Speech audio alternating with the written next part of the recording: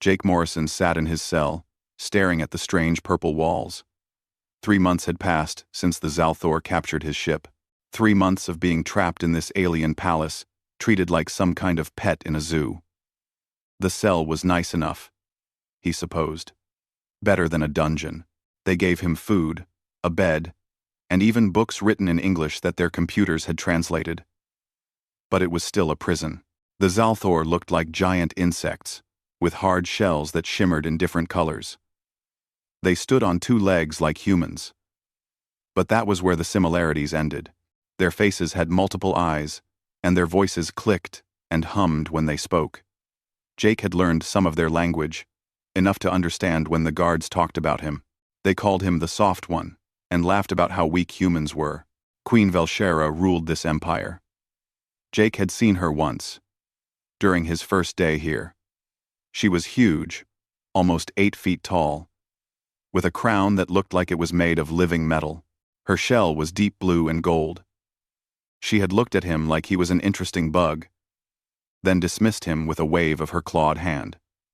Since then, he had been left alone, in his gilded cage. Jake used to be a teacher back on Earth. He taught history to middle school kids. That felt like another lifetime now. After his wife and daughter died in an accident, he couldn't stand being in that classroom anymore. Every child's face reminded him of what he lost. So he joined the Space Corps, volunteering for the most dangerous missions. He didn't care much about living or dying anymore. That's how he ended up here, captured during a mission that went wrong. The alarm started without warning. Red lights flashed throughout the palace, and Jake heard the guards shouting in their clicking language. Something was wrong. Very wrong. He pressed his face against the energy barrier that served as his cell door, trying to see what was happening. Guards ran past his cell, their weapons drawn. Jake heard explosions somewhere deeper in the palace. An attack? A rebellion? He couldn't tell. Then the barrier on his cell flickered and died. The power was out. Jake stepped carefully into the hallway, unsure what to do. Should he run? Where would he even go? A small figure darted around the corner and crashed right into Jake. He stumbled backward, catching the small body before they both fell. It was a child. A Zalthor child, much smaller than the adults, with a soft green shell that hadn't hardened yet. The child looked up at Jake, with wide, frightened eyes. "Please," the child said in halting English. "Hide." Jake's teacher instincts kicked in immediately. This was the prince. The child was terrified, shaking in Jake's arms. Okay, Jake said softly. "I've got you. Where can we hide?" The prince pointed down the hallway with a small claw. Jake picked up the child and ran. They ducked into what looked like a storage room and shut the door. Jake set the prince down gently and pushed some boxes in front of the door. It wouldn't stop armed soldiers, but it might buy them time. The child curled up in the corner, making small clicking sounds that Jake realized were sobs. Without thinking, Jake sat down next to him and put his hand on the small shell. It was warm, smoother than he expected. "Hey, it's going to be okay," Jake said. "What's your name?" "Kirvan," the prince whispered. "I'm Jake." "Nice to meet you, Kirvan." Jake tried to smile, though he wasn't sure if the child could understand human expressions. "Your mother is strong, right? She's the queen. I bet her guards are protecting her right now." Kirvan nodded slowly, but he was still shaking. Jake thought for a moment, then started talking. He told the prince about Earth, about oceans and mountains and forests. He described snow, which Kirvan had never seen. He talked about his old students, how they used to laugh and play games during recess. Slowly, the small alien child stopped shaking. "What is recess?" Kirvan asked. "It's a time when kids get to play and have fun. They run around, play games with balls, swing on swings. Just being kids." "We do not play," Kirvan said quietly. "Playing is weakness." Jake felt his heart break a little. "No, buddy. Playing isn't weakness. It's how kids learn and grow. It's important. They sat in that storage room for 2 hours. Jake kept talking, telling stories, making up games with small objects they found in the boxes. He taught Kirvan how to play tic-tac-toe by scratching marks on the floor with a piece of metal. The prince laughed for the first time when he won a game, a strange, chittering sound that made Jake smile. Finally, the alarm stopped. Heavy footsteps approached the door. Jake stood up, putting himself between Kirvan and the door. The boxes were pushed aside, and royal guards entered with weapons raised. When they saw the prince safe behind Jake, they lowered their weapons slowly. "The queen wants to see both of you," one guard said in English. Jake picked up Kirvan, who clung to his shoulders. As they walked through the palace hallways, Jake saw broken walls and scorch marks from the battle.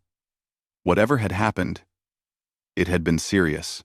Queen Velshera stood in her throne room, surrounded by advisors and guards. She had a wound on her arm, purple blood seeping through the bandage. When she saw her son in Jake's arms, her multiple eyes widened.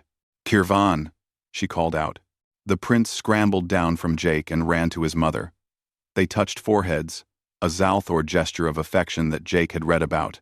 The queen examined her son carefully, checking for injuries. Then, her eyes turned to Jake. "You protected him," she said. It wasn't a question. "Yes," Jake replied simply. The queen stared at him for a long moment. "Take the human back to his cell. I will decide what to do with him later." As guards escorted Jake away, he looked back and saw Kirvan watching him. The small prince raised one claw in what might have been a wave. Jake waved back, wondering if he would ever see the child again. 3 days passed before Jake saw Kirvan again. The guards came to his cell one morning and told him to follow them. They led him outside for the first time since his capture, into a massive garden filled with plants from dozens of different worlds. The air was warm and smelled sweet, like honey mixed with something Jake couldn't identify. Kirvan sat on a stone bench, surrounded by 3 tall Zalthor wearing formal robes. These must be his tutors, Jake realized. The prince looked miserable as one of them droned on in their clicking language. When Kirvan saw Jake, his whole body perked up. He started to stand, but one of the tutors placed a firm claw on his shoulder, forcing him back down. "You will wait here," a guard told Jake, pointing to a spot about 30 feet away. "The queen has ordered that you be allowed in the garden during the prince's lessons. You will not approach. You will not speak. You will simply exist." Jake nodded and sat down where he was told. He watched as the tutors continued their lesson. Even without understanding most of their words, Jake could tell they were teaching warfare and strategy. One tutor showed Kirvan holographic images of battles, pointing out tactics and formations. Another quizzed him on the weak points of different alien species. The third seemed to be teaching him about political manipulation and how to use fear to control subjects. It made Jake sick to watch. This was just a child, maybe 6 or 7, in human years. He should be playing and learning basic things, not studying how to destroy enemies and rule through fear. Every time Kirvan gave a wrong answer, the tutors would click their mandibles in disapproval, and the prince would shrink a little smaller. This routine continued for a week. Jake would be brought to the garden each day and forced to sit silently while Kirvan endured his harsh lessons. But something interesting started happening. After the tutors would leave, the guards would relax. They would chat among themselves, not paying much attention to Jake or the prince. And Kirvan would slowly edge closer to where Jake sat. On the 8th day, the prince finally reached Jake's bench. He sat down without saying anything, just close enough that their shoulders almost touched. Jake glanced at the guards, but they were busy talking and hadn't noticed. "Hey, buddy," Jake whispered. "How are you doing?" "Tired," Kirvan replied quietly. "Always tired. Always wrong." "You're not wrong. You're just learning. That's different. Master Zek says I am soft. Master Vel says I ask too many questions. Master Hin says I will be a weak ruler. Master Hin says, Master Vel. Master Vel says, I will be a weak ruler. Master Vel says, I will be a weak ruler. Master Vel says, I will be a weak ruler. Jake felt anger burn in his chest. They're wrong. Asking questions makes you smart, not weak. And being kind isn't the same as being soft. All. Kind? Kirvan tilted his head. A gesture Jake had learned meant confusion in Zalthor. Yeah. It means caring about others, treating them well, helping when you can. Like you helped me, the prince said. Exactly like that. From that day forward, Kirvan and Jake had their own secret lessons. After the tutors left and the guards got distracted, Jake would teach the prince different things. He taught him about earth animals, drawing pictures in the dirt with a stick. He explained how ecosystems worked, how every creature had a purpose, and they all helped each other survive. He told stories about human heroes who won through cleverness and cooperation, not just violence. Kirvan absorbed everything like a sponge. He asked questions constantly, and Jake answered each one with patience. The prince was brilliant, Jake realized. Not just smart in the way his tutors wanted, but truly intelligent. He could see connections between ideas, understand complex concepts, and think creatively. 2 weeks into their secret lessons, other humans arrived at the palace. Jake was shocked when he saw them during his walk to the garden. Lisa Crawford, an engineer from the Space Corps, and Ben Sullivan, a medic. They had been captured during the same mission as Jake, but kept somewhere else. Now they were being brought to the palace as part of some negotiation with Earth. The guards let them talk briefly. Lisa was a tough woman in her 30s with short brown hair and sharp eyes. Ben was younger, maybe 25, with kind features and gentle hands that were perfect for a medic. Jake Morrison? Lisa said, shaking his hand. We heard about you. The human who saved the prince. I just kept a kid safe, Jake said. Anyone would have done the same. Not to them, Ben said quietly, nodding toward the Exalthor guards. We've been learning about their culture. They don't protect children the way we do. They let them face danger to make them strong. What you did was completely alien to them. I've noticed something else, Lisa added, her voice low. The prince keeps looking over here. At you. Jake glanced toward the garden entrance and saw Kirvan peeking around a corner. When the prince saw Jake looking, he waved shyly. Jake waved back. Be careful, Lisa warned. Getting attached to that kid could cause problems. For both of you. But Jake was already attached. He couldn't help it.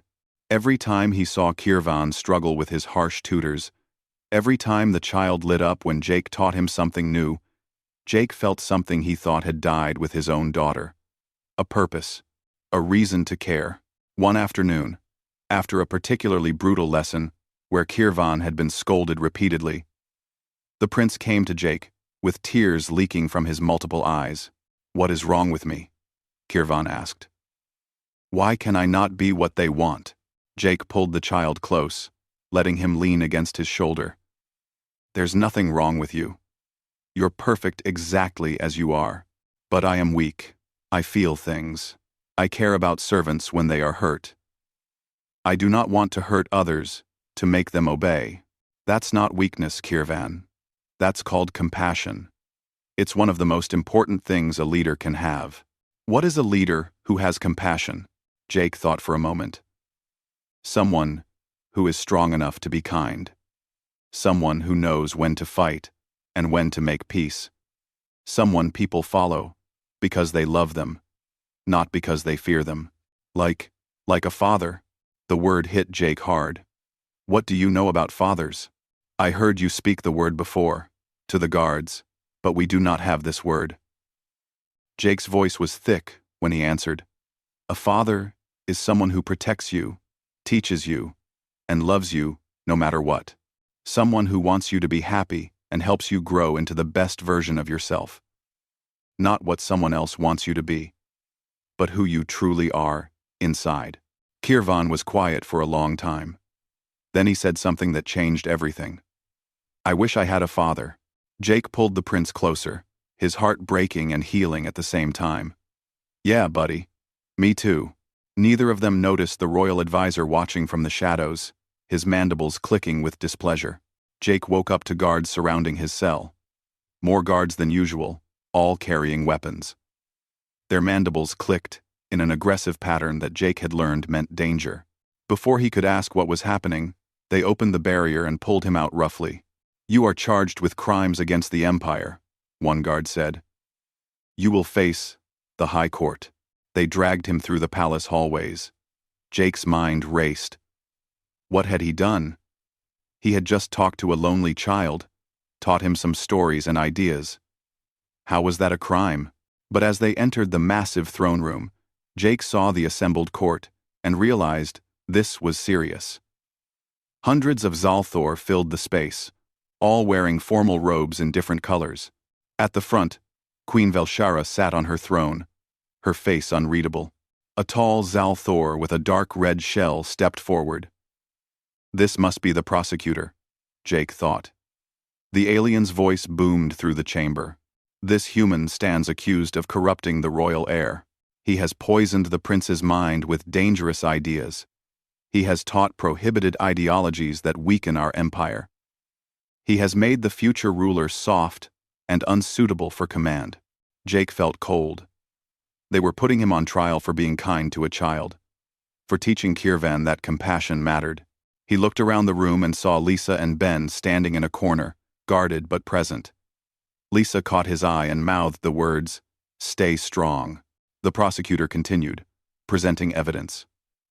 Guards testified that they had heard Jake teaching Kirvan about peace and cooperation. Servants reported seeing the prince laugh and smile during their conversations. The tutors spoke about how Kirvan had started questioning their lessons, asking why violence was always the answer, wondering if there were better ways to lead. The prince showed mercy to a servant who broke a royal vase, one tutor said with disgust. He said accidents happen, and the servant should not be punished. This is not the behavior of a proper Zalthor ruler. This is the weakness the human has planted in his mind. Each piece of evidence was like a knife in Jake's heart. They were using every good thing he had taught Kirvan as proof of corruption. Kindness was corruption. Mercy was weakness. Compassion was dangerous. Jake wanted to scream at the injustice of it all. The prosecutor turned to Jake. "Do you deny teaching the prince these things?" Jake stood tall. "No, I don't deny it." A murmur went through the court. The prosecutor's mandibles clicked with satisfaction. "Do you deny telling the prince that compassion is strength? That leaders should be loved, not feared? That caring for others is important?" The Sinan 9-1. "Well, Zai. I'm sound for Roke. I don't deny any of it," Jake said firmly. The court exploded into clicking and chittering. The prosecutor raised his claws for silence. "Then you admit to corrupting the royal heir. You admit to crimes against the empire. The penalty is death." "Wait." Lisa's voice cut through the noise. The guards tried to stop her, but she pushed forward. "Let us speak for him. We are his people. We have the right to testify." The queen leaned forward. "You may speak." Lisa stepped into the center of the room, with Ben right behind her. "Jake Morrison is one of the best humans I've ever known. He's not trying to destroy your empire. He's trying to help a lonely child who needed someone to care. The prince does not need care." The prosecutor snapped. "He needs to be strong." "Why can't he be both?" Ben asked quietly. "Strong and caring? Powerful and kind? On Earth, our greatest leaders were the ones who had both qualities. Earth is weak," the prosecutor said with contempt. "Your species has accomplished nothing compared to our empire." "We've accomplished something you've forgotten," Jake said, his voice carrying across the chamber. "We know how to love our children. We know how to build loyalty through respect, not fear. We know that true strength isn't just about crushing enemies. It's about knowing when to fight and when to make peace. It's about being strong enough to choose compassion when compassion is harder than violence. The Queen's eyes fixed on Jake. She didn't speak, but something in her posture changed. She was listening. Really listening. Kirvan isn't weak because he cares, Jake continued. He's stronger than you realize. He's smart enough to see multiple solutions to problems. He's brave enough to question traditions that don't make sense. He's going to be a better ruler than any you've had before, not in spite of what I taught him, but because of it. Enough. The prosecutor's voice was sharp. The court has heard enough lies from this creature.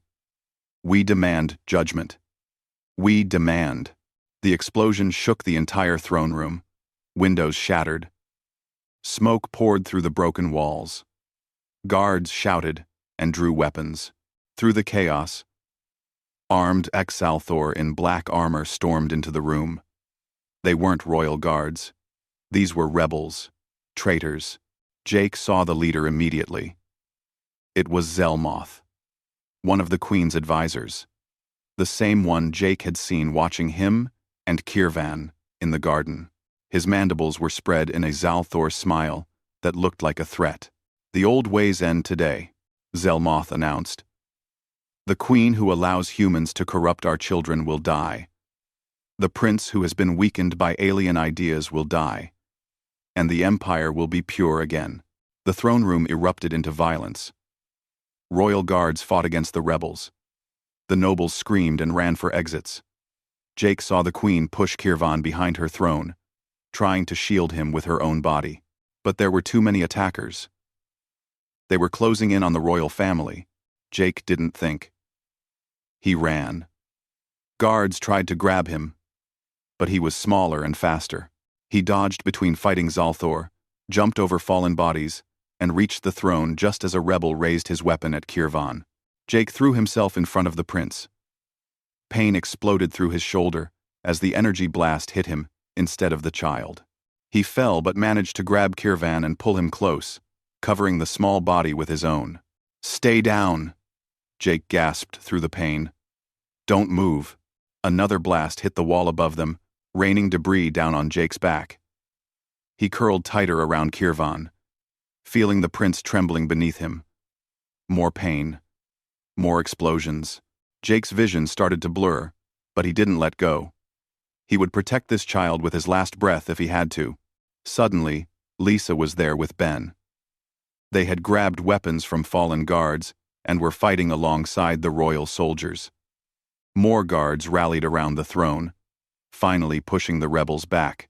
Jake heard Zelmoth screaming orders to retreat. The battle was turning, but Jake couldn't hold on anymore. The pain was too much. He felt himself falling, his grip on Kirvan loosening. The last thing he heard before darkness took him was a small voice crying his name. Jake woke up in terrible pain. Every breath hurt. His shoulder felt like it was on fire. When he tried to move, gentle hands pushed him back down. Ben's face came into focus above him. "Easy," the medic said. "You took 2 direct hits and got buried under half a wall. You're lucky to be alive." "Kirvan?" Jake's voice was barely a whisper. "The prince is fine. You saved his life." Ben's expression was strange, a mix of respect and worry. "The Queen wants to see you. Today." "The court is reconvening." Jake tried to sit up, but his body refused to cooperate. "I can't even stand. They'll carry you if they have to." "This is important, Jake. The whole empire is watching. Thanks for watching. And if you know put in this where, they'll carry you if they have to. They'll carry you if they have to." They did carry him. 4 guards lifted Jake onto a floating platform that supported his injured body. Lisa walked beside him as they moved through the palace hallways. She looked tired, with bandages on her arms from the battle. "You're crazy, you know that?" she said, but there was warmth in her voice. "Throwing yourself in front of energy blasts for an alien kid." "He's not just an alien kid," Jake said. "He's just a kid, any kid. That's all that matters." The throne room had been repaired with incredible speed. The broken windows were sealed, the debris cleared, but the room was packed with even more Xalthor than before. Every noble in the Empire seemed to be present, along with representatives from other alien species that Jake didn't recognize. The weight of all those eyes made Jake's pain feel even worse. Queen Velshara sat on her throne, her arms still bandaged. Next to her throne was a smaller seat, where Kirvan sat, looking tiny and scared. When the prince saw Jake being carried in, he tried to stand, but the queen placed a claw on his shoulder, keeping him seated. At the front of the room, chained and surrounded by guards, was Zelmoth and his followers. The advisor's shell was cracked in several places, and one of his arms hung uselessly at his side, but his eyes burned with hatred as he stared at Jake. The queen stood, and the entire room fell silent. "We are here to pass judgment," she said, her voice echoing through the chamber. Zelmoth and his followers attempted to kill the royal family and overthrow the empire. Their crimes are clear. The penalty is death. Zelmoth laughed, a clicking sound that made Jake's skin crawl. "Kill us then." "But you cannot kill the truth. This empire is dying because you allow weakness, because you let a human poison our future ruler, because you have forgotten what made us strong. You think compassion is poison?" The queen's voice was cold. "You think caring for others is weakness?" "Yes." The prince showed mercy to a servant. He questioned his tutors. He laughed and played like a common child. "All because of that human." Zelmoth pointed at Jake. "He is the corruption. Kill him, and the prince can still be saved." The court erupted in clicking and chittering. Some nobles agreed with Zelmoth. Others argued against him. Jake saw the empire tearing itself apart over ideas he had taught to one lonely child. His heart broke at the thought of Kirvan in the middle of all this.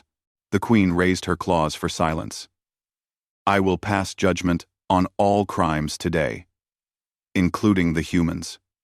She looked directly at Jake. "Jake Morrison, you were accused of corrupting my son. The evidence against you is clear. You taught him ideas that go against our traditions. You made him question our ways. You changed him." Jake met her eyes. "Yes, I did all of that." Vivri won. "You also saved his life during the coup. You put your own body between him and weapons that would have killed him. You protected him when my own guards could not reach him in time." "I would do it again," Jake said simply. The queen was quiet for a long moment. "Bring the prisoner closer." The guards moved Jake's platform forward until he was right in front of the throne. This close, Jake could see that Queen Velshara looked exhausted. The weight of leadership was heavy on her. "I have read the ancient texts of our people," the queen said. "Long ago, before we became an empire, we were different. We valued cooperation, along with strength. We cared for our young with tenderness, not just harsh training. Somewhere in our history, we forgot these things. We believed only hardness made us strong." She looked at her son. Then the coup happened. I watched my son's tutors hide in fear. I saw my advisors scramble to save themselves, but a human prisoner, a member of a species we call weak, ran toward danger to protect a child that was not even his own. And when I asked myself why, I realized something. We have confused cruelty with strength. We have mistaken isolation for power. The court was completely silent now. Every eye was on the queen. "I will pass judgment now," Velshara said. "Zelmoth and his followers will be executed for treason. As for Jake Morrison, no." The shout came from Kirvan. The young prince jumped from his seat and ran down the steps. Guards reached for him, but he was too fast. He ran straight to Jake, climbing onto the floating platform despite Jake's injuries. "Kirvan, get back here," the queen commanded, but the prince ignored her. He clung to Jake's uninjured side, his small body shaking. Jake wrapped his good arm around the child, pulling him close despite the pain it caused. "Don't hurt him," Kirvan pleaded, looking at his mother with tears streaming from his eyes. "Please don't hurt him, Kirvan. The court must. He protected me." The prince's voice cracked. "When I was scared in the storage room, he made me feel safe. When my tutors said I was wrong, he said I was perfect. When the bad people came with weapons, he put his body in front of mine. He got hurt because of me. The throne room was frozen. Every noble, every guard, every witness held perfectly still. Kirvan looked up at Jake, and in English, the language Jake had taught him, the prince spoke clearly, so everyone could hear. Dad. The word echoed through the absolute silence. Jake felt tears running down his own face. The prince continued, still in English, his small voice carrying to every corner of the vast room. You protected me. You taught me. You made me feel safe. That's what dads do. You told me that. A dad is someone who loves you, no matter what. Who wants you to be happy. Who helps you grow. Kirvan's voice broke. You're my dad. And I love you. Jake pulled the child closer, ignoring the pain in his shoulder, and pressed his forehead against Kirvan's shell. I love you too, buddy. So much. The queen slowly descended from her throne. She walked toward them, her footsteps loud in the silence. Jake looked up at her, ready to accept whatever punishment came. He had already gotten something he never thought he would have again. A child who loved him. A reason to live. It was enough.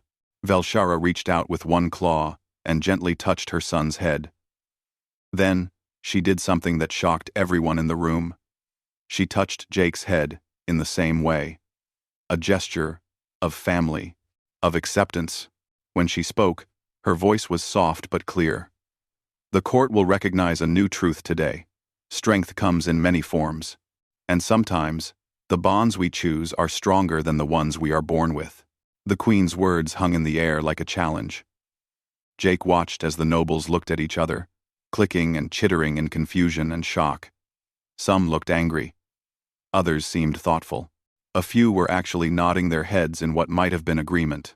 Velshara turned to face the full court, her hand still resting protectively on Kirvan's shell. Jake Morrison, I pardon you of all charges. More than that, I offer you a position in this court as the official mentor and guardian of the prince. If you accept. Jake looked down at Kirvan, who was staring up at him with hope shining in his multiple eyes. I accept. But I have conditions. The court gasped. No one made conditions with the queen. But Velshara simply tilted her head. Speak. All the human prisoners must be released. Lisa, Ben, and everyone else. We're not your enemies. We're people who deserve respect and freedom. If you want peace between our species, it starts with treating us as equals.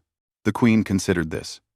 Jake could see her weighing options, thinking about politics and power and tradition. But then she looked at her son, safe in Jake's arms, and something in her expression softened. Agreed.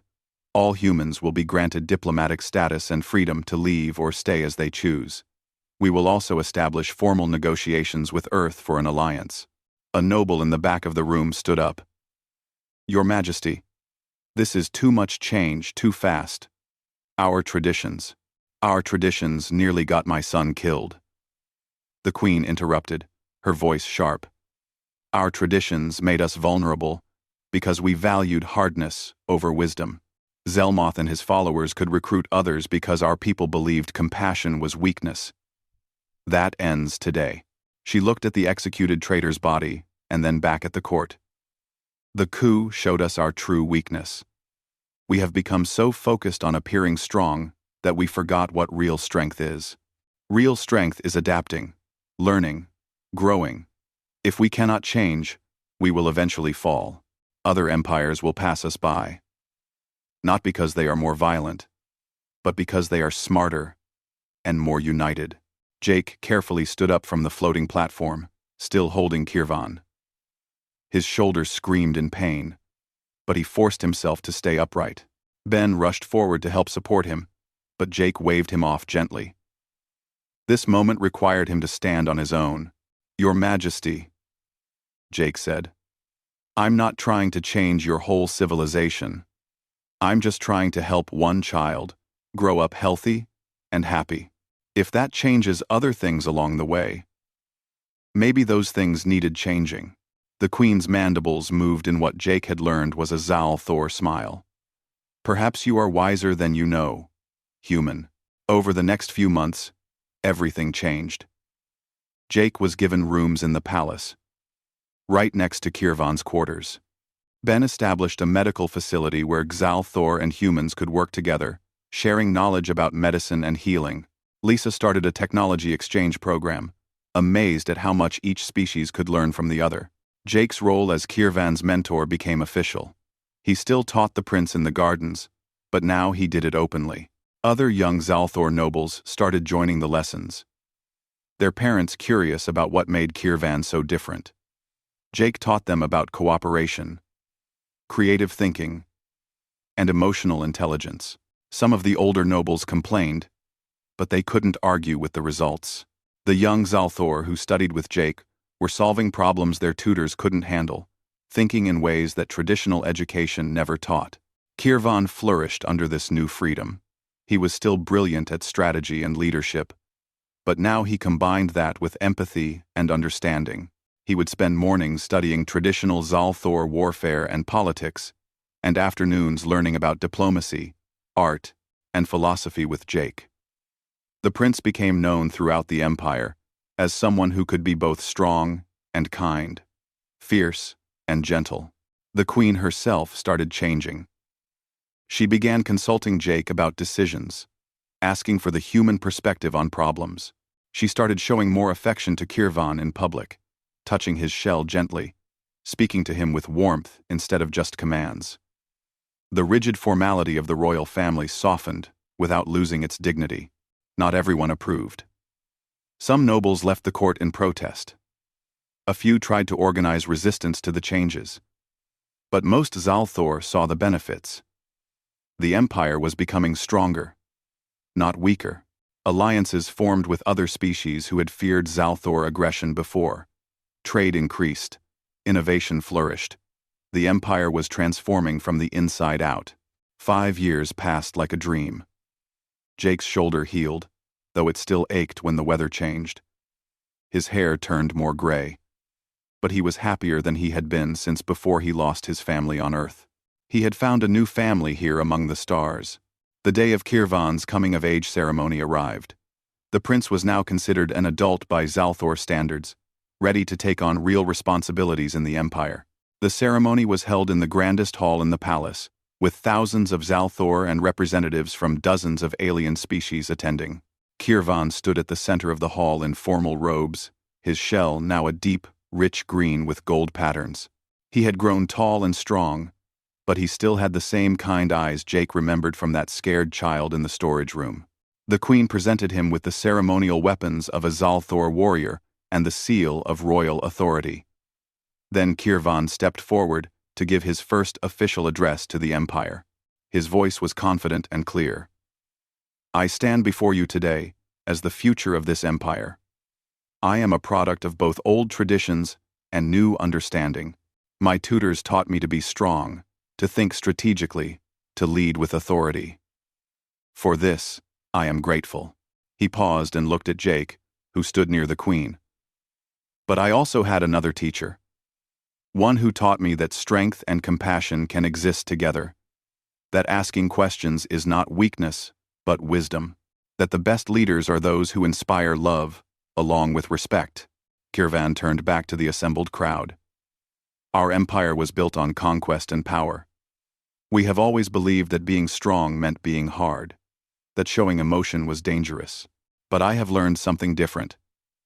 I have learned that true power comes from knowing when to fight and when to make peace. From being brave enough to change when change is needed. From being strong enough to be gentle when gentleness is right." He gestured to the diverse crowd of aliens attending. "Look at who stands here today.